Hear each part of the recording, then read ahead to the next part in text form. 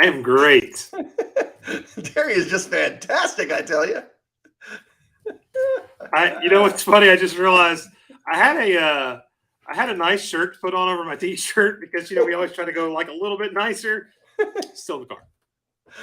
It's We're fine. just gonna. Everything's Hey, fine. it's everything's good. Everything. Besides, I'm more comfortable in short sleeves anyway. It's like supposed to be over 70 degrees today. This Jekyll and Hyde weather. It's crazy. Yeah, over the years since we've been in Georgia, folks have been told me like Georgia weather is the equivalent of bipolar, um, Uh huh. and that makes sense. It does make sense. Um, Yeah, you know, for sure. For sure. um, it's wet, cold, rainy outside. I don't know what even like. It's not fall. It's not winter. It's just like upset outside. I think it's just um, It's it's it's upset. wet and gray, and then all of a sudden the sun will be like, "Hey, y'all remember me?" and then go back Yeah, away I for don't. 5 minutes, and it's like, Yeah, yeah, I don't know. Welcome to winter in the South. That's yeah, the main thing. Yeah, yeah. I've seen just this if you don't like, particular joke a couple of times. It says, you'll never see a Hallmark Christmas movie staged in the South because the whole come back to town and all of a sudden it snows thing. That's not. That's just not. And everyone's happy about it. yeah, unless it's April. Yeah, Like, yeah, we don't get snow in December. April though, hit us yeah. up. April, April. Very confused, much like us. Much like us. Yeah, Uh, yeah. so It's this is we live in states where you can experience all four seasons in one day. Just wait, it's coming. it's plausible, and it doesn't matter which of the four seasons you think you should be in. Um, it doesn't really matter. No. Um, so today is in some ways part two from last week. Last week we focused in the general space of what about the work. You're talking about some of the attributes involved in preaching that are probably at the top of the importance tree, if you will, if you're trying to build like a list of things that like these are something that you really need to grasp and understand early. Um, this is the second half of that to a degree. In that, we're really just pausing to reflect upon this truism. Um, you might consider it a modern day proverb. I don't know if it's gotten that much leg room to do that, but preaching is about the people. In the end, that's something that.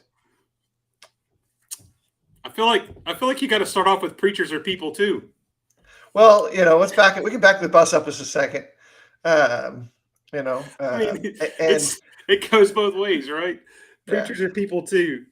Or unlike the false the old Finding propaganda that Nemo, that fish are our Chris, friends, not fish food. are our friends. Yeah, Chris Emerson's spouting out propaganda with his morning studs comment. That's Emerson propaganda. Propaganda. I think we'll have to send that before the review board to see about its accuracy. Um, but I mean, when I get a stud finder, it goes off. yeah, yeah. Dad joke.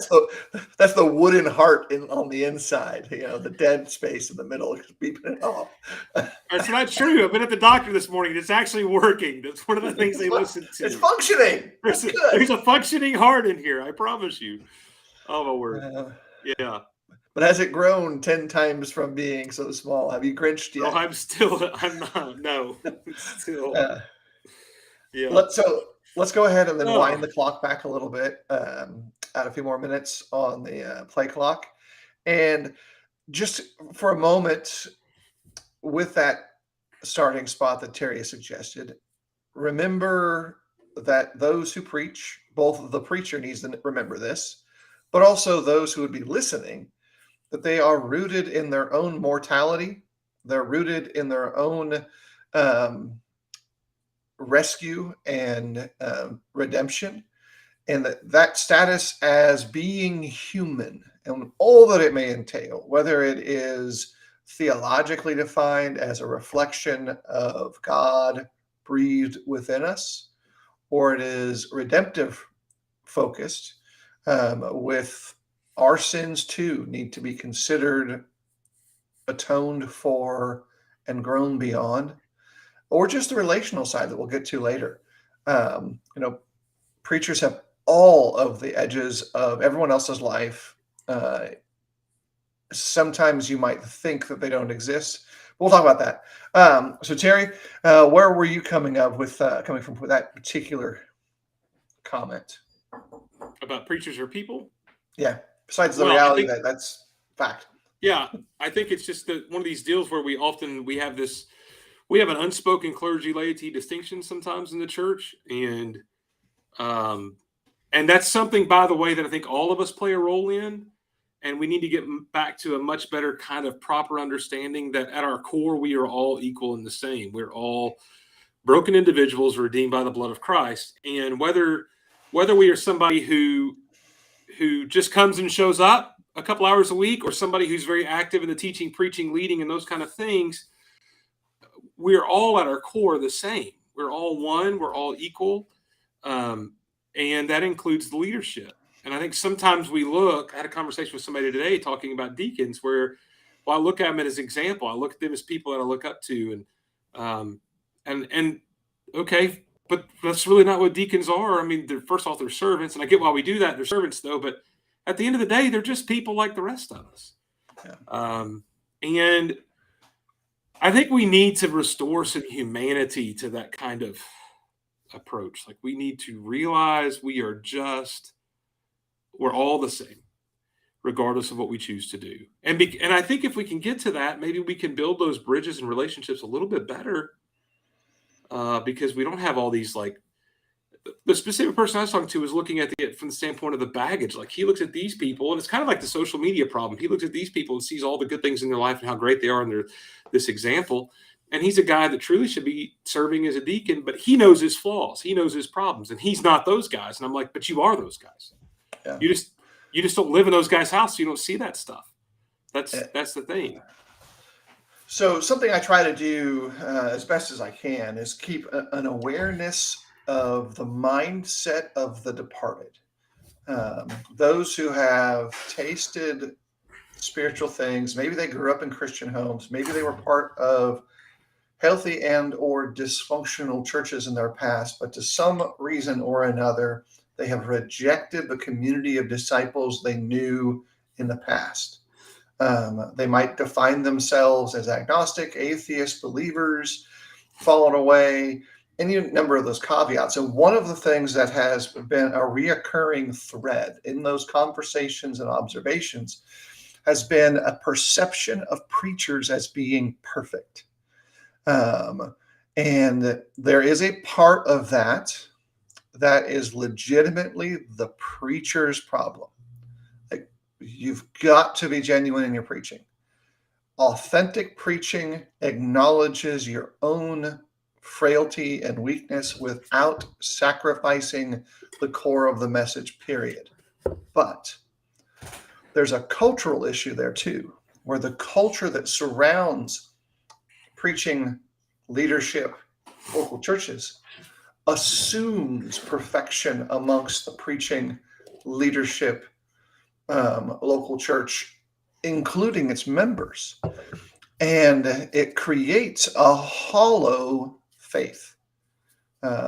If you live this world that says everything's rosy and perfect, well, the minute that gets shattered, and for young people in particular, which is the core demographic that I see struggling with their faith presently, that gets shattered for them 6 months post living out on their own. Yes. They leave the parents' house. They go outside their parents' house. They see the shattered nature of humanity. They get to see the local church from a new perspective, because maybe they're part of a new church, but they don't know everybody and they don't have those relationships yet. And it's jarring. It's disturbing. And it creates the genesis of spiritual demise that has to be something we understand as preachers, that we try to build relationships that aren't just about anchoring people to one another, but they're actually about anchoring people to Jesus, so that you can help each other stay tied to the rope. Like I want to stay on this lifeline that I need when the storms come, and I don't get blown off the rock that I'm desperately trying to cling to. And so I think there's an aspect of preaching and the people in those relationships that has to be understood earlier in your work rather than later. And there's layers upon layers of consideration that says, here's the value and the risk. There's risk to that. You risk learning more about yourself. You risk being and feeling the anxiety of being more exposed individually, socially, emotionally, even in your largest edges of yourself. That openness is jarring for a lot of folks, and I think that's something to understand. Yeah. I think it's important for preachers to be as open as they can be for exactly what you said, like to build those bridges. I'm not this special guy. I'm just the guy that talks a lot. Yeah.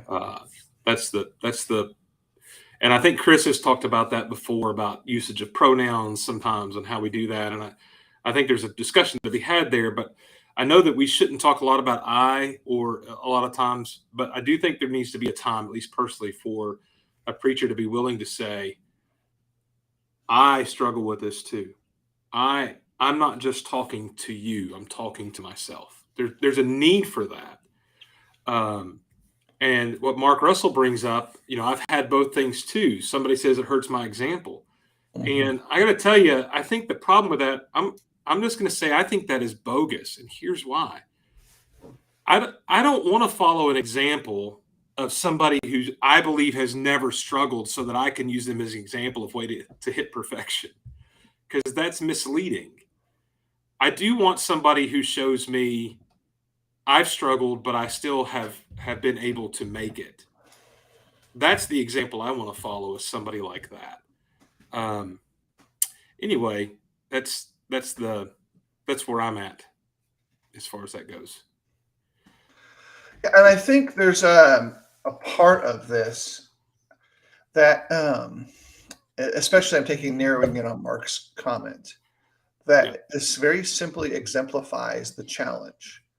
It becomes easier and easier to avoid the discomfort of being open, closing yourself off, under the idea that says, I won't hurt, and maybe that person is right regarding my example. But the problem is that balled up hurt eventually finds its own way to destroy you on the inside. Like you just can't live that way. And it, I've said before, you show me a preacher with, thick skin, and I'll show you a preacher who's been abused. I would go one more step and say, you show me a preacher with thick skin, I'll show you how that thick skin is going to rupture one day, and all of the pain will explode from the rottenness on the inside to the out. And this is how good guys are. Like, these are not people who are full of malice, engaged in preaching because they seek their own gain, they seek money, they seek fame.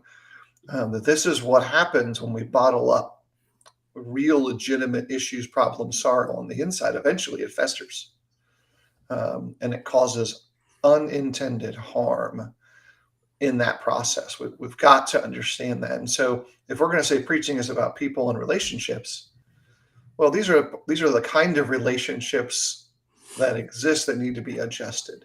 This is a poor relationship, and this is the status quo.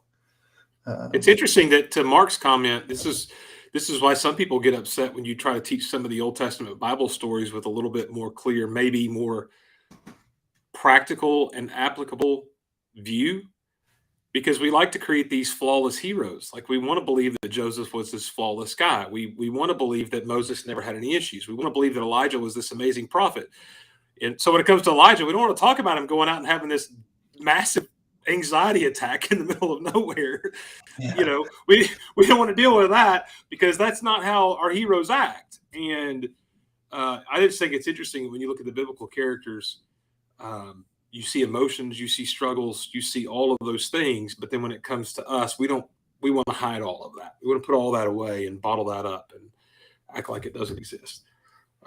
Yeah, we want the warrior king, David, not the Yeah, warrior priest, David, who only exists because David didn't stay on the field with Goliath. We also have to go through the pain of David and Bathsheba.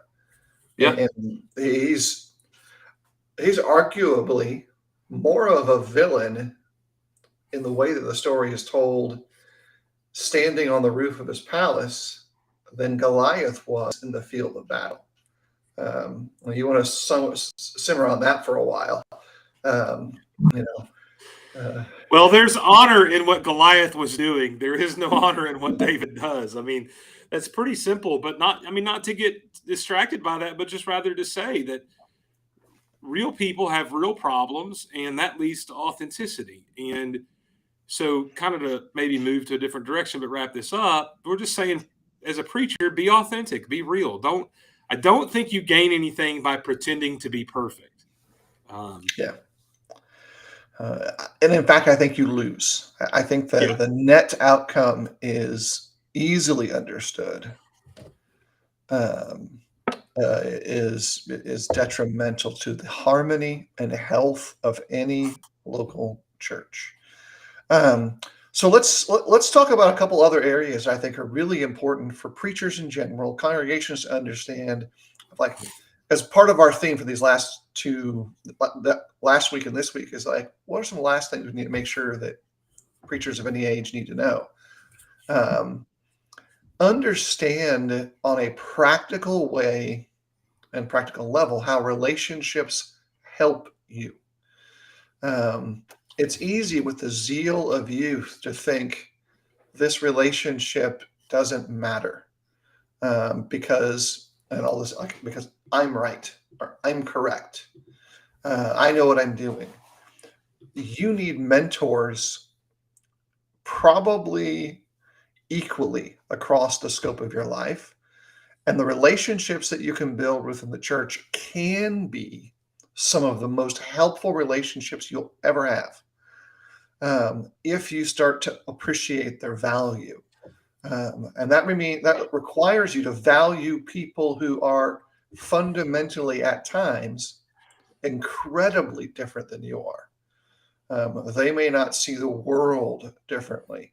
They might not see, they might even bring with them physiological, emotional, behavioral, some people would call challenges or disabilities, that actually translate into advantages in your understanding of yourself and your king. And the world tells us to kind of create these boundaries. Although that's toxic, they're going to break you down. Look, there's a true level of negative behavior, but you've got to learn to curate that process in a way that does not cut you off from people you need and you will need. Um, I'll say it this way, in a more practical way. I would argue that Terry and I, as preachers, would have been better had we engaged in this kind of dialogue 20 years ago, yeah, even with our immaturity. Like, if we had gotten to the table and actually legitimately talked about preaching, we individually and then the churches we served easily would have been better, in spite of differences then and now. Um, and yeah. I think that relationship aspect has just got to be underscored. Like, learn to get over yourself is another way to describe it. Like, you're not special. In fact, you're far more average than you assume. I want to tell the especially preachers, don't make relationships just because they are advantageous to you. I think that's one of the things that sometimes we are good at playing the political game, especially depending on, maybe we know which elders to befriend, or maybe we know in the business meeting who's got the power, or whatever it may be. It's a very, very dangerous game to play. In fact, I would encourage you to find, to kind of maybe proof text and misapply, but that idea in Corinthians about those who are less honorable bestow greater honor on them. I think there's a responsibility we have, that we see those people that don't seem to be connected. Part of what we need to do is be connected to them. Part of what we need to go out of the way and find a way to build those relationships with them. And here's why, Phil. I think one of the things that probably you and I have both learned over the years that when we started preaching, it was kind of hammered into our heads, and our generation of preachers just preach the truth. If you just preach the truth, everything will be okay. And I understand that sentiment. Yeah, we need to preach the truth. But here's the reality: you could preach the truth all day long, and you don't build any relationships, it's not going to be okay. And what I mean by that is people, that old adage that we used to laugh at because it's corny, people don't know how much you care, how much you know, do they know how much you care? There is a valid truth to that. That if you don't invest in people's life and you don't become friends with them, they're not going to hear your truth. And I think that's one of the things that's really, really important. We talk about connection relationships. So Yeah. much of the New Testament teaching is love your neighbor as yourself. Who's my neighbor? Everybody. Everybody's your neighbor. And so at the Yeah. end of the day, my job, not because I'm a preacher, Phil, but because I'm a disciple, is to love my neighbors and build relationships with them. And that's not just the people that have political power within the church. What about that guy that's on the back pew that only comes in Sunday morning and we complain about why he's never there anymore? I tell you what, if you want that guy that's not coming to come more, preaching on attendance is not the way to make that happen. Yeah. It's not. It's not gonna Um, work. attendance is intimately linked to how you attend to your relationships. Period. And that'll bulletin somewhere, um, as opposed to preach. Just more of a bulletin point. Another way to think about this to connect Terry's comment, like preach the truth. You've got to really understand how important it is to manifest the fullness of the gospel in your life, in your personal relationships, in the way you respond to difficulty. It doesn't mean you do so without sin, because you will not be perfect in any of these areas, even in your preaching of the truth. But you do so with an idea that I will be about it.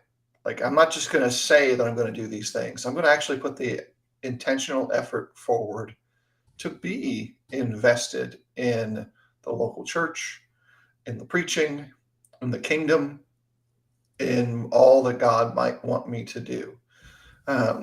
And I want to put a little caveat there. Terry and I have talked 2 or 3 years worth of these conversations about how we've responded to some of our friends who have stopped preaching for various reasons. Um, and I kind of mentally categorize them, into areas of health and wellness. Either they or their family need a level of attention they cannot give while they're preaching. And so they say, I can't do this work right now. Or those who the cares of this life have become more important than the cares of this world. Now, note, you can have in either of those two areas malactors, bad actors. But I'm thinking more in terms of those who are genuine Christians who are just really stressed or invested in other things. You think about how that impacts the whole of local churches. To see someone with potential, with ability, not be able to continue the task because of reasons X, Y, and Z. That stresses the relationship of local churches, and it creates the potential for conflict. And then the what next? Because in the end, churches are always also about people.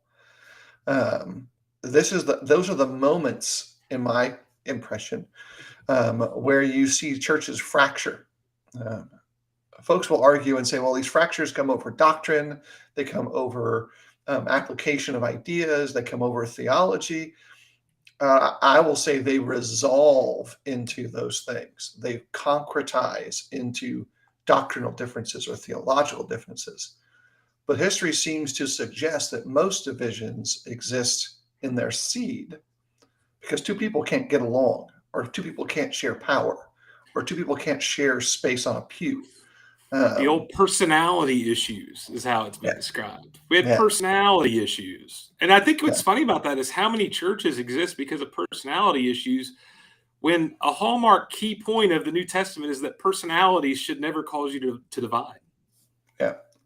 And I've said this everywhere I've lived, and I continue to say it, and that includes in the Coweta County / southwest area of the Atlanta airport. there are too many local churches, period. Yeah. No Church of Christ that I am personally aware of in the United States, based on its numbers, noses, is so large as to be unfunctional. But so many local churches in the United States, which I have a far greater knowledge of, are far too isolated and small in order to appease whatevers, rather than learning to be harmonious with one another and building churches that can be modeling the gospel's plan. Um, Churches need elders. They're always better with them. Churches need deacons. They're always better with them. Churches need to give balance to their Bible class programs. It should never be a case where some particular kind-hearted soul is teaching the toddler class forever. Mm-hmm. Because they do that and they miss out on the adult Bible classes that they need to. I'll just tell you, just in blunt terminology, that it's just how it needs to be. And I have always tried to live up to the resolution so far as it depends on me, and will never be in the way of that. And by the way, where are you going to preach? Look, if they can afford to have two preachers at two separate buildings, you can absolutely afford to have two preachers at one building. like that's just absolute dumb logic to me. Well, not only that, let's be honest, there's a lot of empty pulpits. I mean, there's a lot of places that don't have the guys to do the work. There's a shortage of good preachers. That's never going to be a thing. And man, one of the things that makes where I'm at special is we're the only Church of Christ, quote unquote, in town, period. Nobody else has that sign near their building. And it provides a different dynamic. But you go 10 minutes away to a small town, and one that's about the size of ours, maybe smaller, and there's 3 or 4 in that town, just 10 minutes away. Yeah. And it's just, and all of that goes back to really and truthfully personality issues. It takes a level of intestinal fortitude to push for that goal. And that's a people issue. You're going to apply doctrine and scripture to navigate these issues, but in the end, they're all uniformly people skills.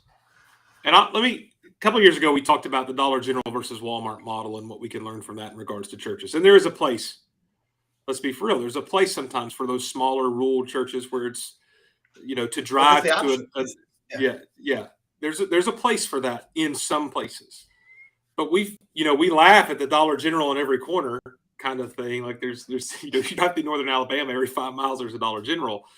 But the other thing in northern Alabama is not only is there a Dollar General, but there's a Church of Christ right next to it. And it's funny, we make fun of one and we accept the other, kind of thing. There's a lot to be learned from that.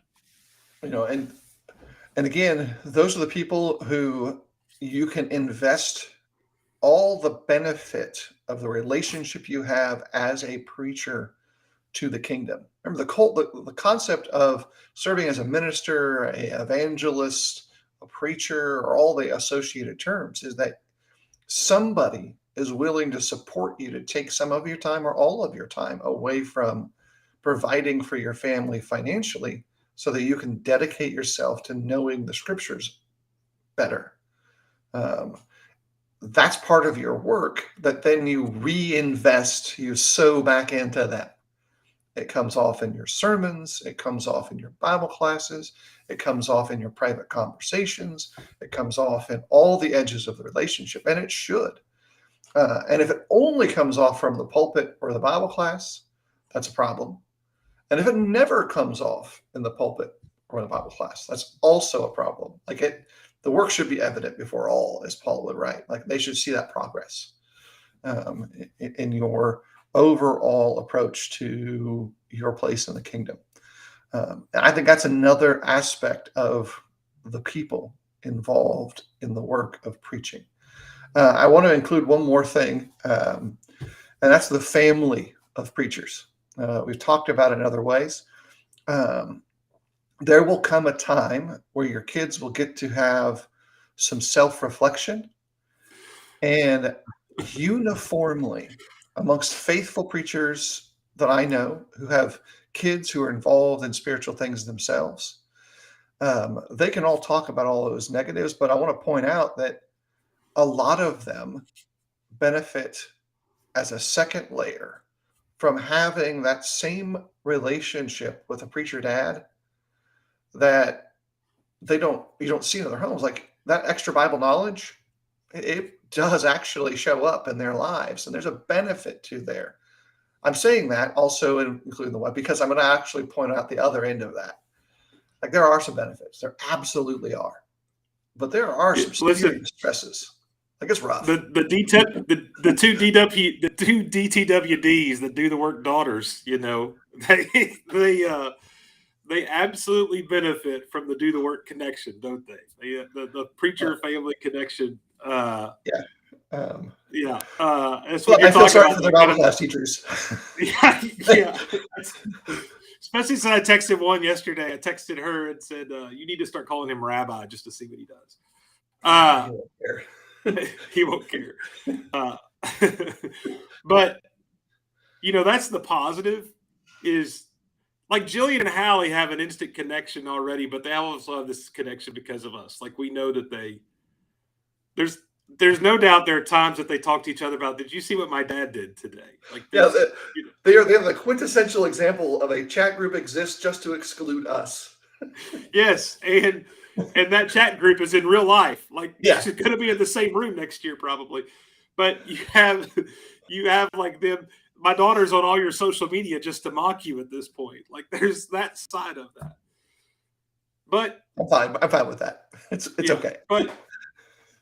But also, our girls share some history too of the negative sides of being preachers' kids. They've been through some painful stuff. They've had to move. They both, I think it's interesting. I think they both, and Jill talked to me about this yesterday, and trying to find a place to go to church. I've never been able to do that.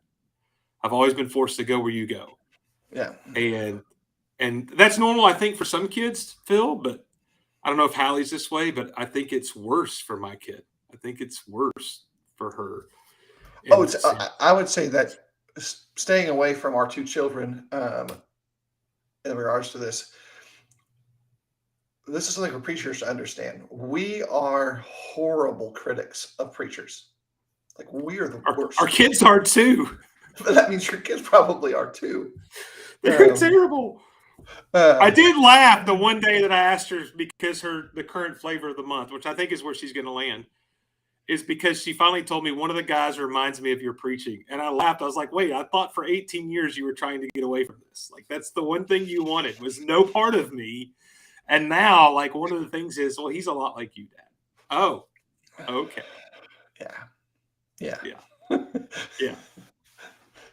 So that cycle is something important. Those relationships that are established and built in the lives of preachers and local churches are unique and special. And you've got to early on try to understand. You won't get the whole picture.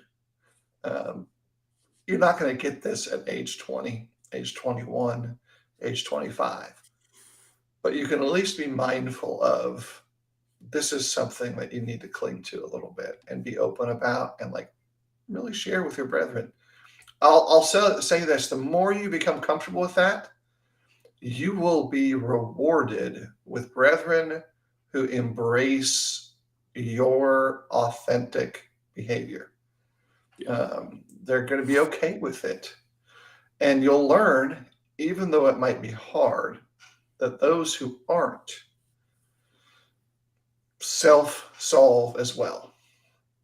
If they're not comfortable with you being authentic, that resolves. It may not be pleasant, it may not be enjoyable, but it's a relationship that resolves on its own too. And that's hard. But not everything good is easy. Just some things that I think are certainly of important note for these relationships. Let me add one last parting principle. In all things, a legitimate and genuine relationship with your king has to be fed. With pressures that preachers place upon themselves, the pressures that exist in life in general, it's easy for the work to turn into work. And you've got to put some effort into maintaining a real relationship with Jesus, understanding whom your Lord is, understanding what all that would entail. Um, of application is to think about this in the writings of the Koheleth, the preacher, sometimes ascribed to Solomon in Ecclesiastes. 38 times in that royal experiment, the word vanity or hebel is used, meaning wind or nothingness. And that's what our preaching can turn into. If there's no connection to God, then it doesn't matter how well practiced and polished our presentation is. It doesn't matter if we're the best public speakers ever, and we can just instantly lock eyes with someone and make them feel like they're loved. If we ourselves aren't fostering our own healthy relationship with Jesus, then our faith is nothing. Our work is nothing, and all of it passes away. And so if there's a thing that you can do the most, that's the relationship with a person in Christ. Our Lord Jesus really has to be the center of all things. Terry, you got some parting shots? I know you wanted to pick at my Hebrew. I saw that the eyebrows go up, and I started talking Hebrew words, which is fun. Well, you tried to talk Hebrew. Yeah, I was just going to close by saying, there's a couple of guys joining today, and we're kind of winding this down, and we're going to wind down the page for a while. We talked about that. That's kind of why we're doing this. Next week will be the last show for quite a while. But guys like Mark, guys like Shane, guys like you, the Garmo that I've known for a long time, Chris, Edwin Crozier, we pick on all the time. I got to tell you, there's times in my life probably that I would not be where I'm at if I didn't have those kind of relationships. And that's just how important it is. These relationships are the relationships that get us through. They build us up. They strengthen us. They help us out. We're all going to have those dark days. And so, part of why we do what we do is to build those relationships and realize the way it works, Phil, is some days you need me to be there for you, and some days I need to be there for you. And it balances out. And, if we didn't have each other, how much more miserable would we be? And so just build those bridges everywhere you can. That's the main thing. Yeah. And if you aren't a preacher and you're watching this broadcast today, I'm going to give you two admonitions. Go find someone who is engaged in the work of sharing the gospel, preacher or otherwise, and take them to lunch. Give them a hug. Find out something that's special to them. Yeah, we love lunch. Yeah, we love lunch. We do love lunch. And be their secret Santa. I remember there's a preacher I know in Tennessee who mentioned to me, all of a sudden somebody deposited a little gift into his car one day. He left the door unlocked, and the gift, I think it was a chunk of ammunition for skeet shooting. And dude, I have two little Christmas ornaments that open up, and I was telling the kids when we were hanging them on the tree this year, is like, that one had $400 in it when it was left on my desk, and that one had $300 left in it. And those are memories where people reach out and take care of you that are, very valuable. Because here's part of my why. As an illustration, in the past 18 months, cost of living has increased for your preacher anywhere from 5 to 25%, depending on where they live and what their work is like. I'm going to say it's fair to say that their wages haven't increased 5 to 25% in the past 18 months. So they may not show it. They may not behave as if this is the case. But I can guarantee you that they're stressing out about stuff that they haven't stressed out about ever before in ways that are new to them. And it will hopefully resolve, and eventually these things balance out. But if you could share that message with somebody else who knows a preacher somewhere and down the road, do it. And maybe even do it just in that small way of taking them out to lunch Or you want to even Yep. be better? Take their wife out to lunch. You know, Unless she's if it's like given our the Temple wife, Terrace she area, works take all one the of my time. kids out to lunch too. You know, it's Yeah, uh, yeah, yeah. that's just like helping them understand that they're loved and cared for, and they understand that they had a rough upbringing with me as their dad, and with Jillian or Peyton and so on. You got Jameson, they have Terry as a dad. So that's it for today Awesome. for me. Terry, parting shot before we close off, or last tidbit. We good? Join us next week. Be the last one for a while. Next week will be our last regular show, probably as we transition into whatever we're going to do next with this. Maybe But delayed a little bit. It may be delayed a little bit. I have a doctor's appointment with my daughter that's going to have some major surgery coming up. So it may be 10:30 instead of 10 yeah, or 11:30, depending on your time zone. So just letting everybody know. yeah, it probably will start on a little bit later schedule, and that's just it's a holiday schedule. We're on a Yeah, holiday schedule. yeah, yep, And I'll for I'll sure. give a happy Hanukkah, happy Christmas, happy New Year, all those things. We got one more week before I have to fully say all that stuff. So Yeah. everyone, take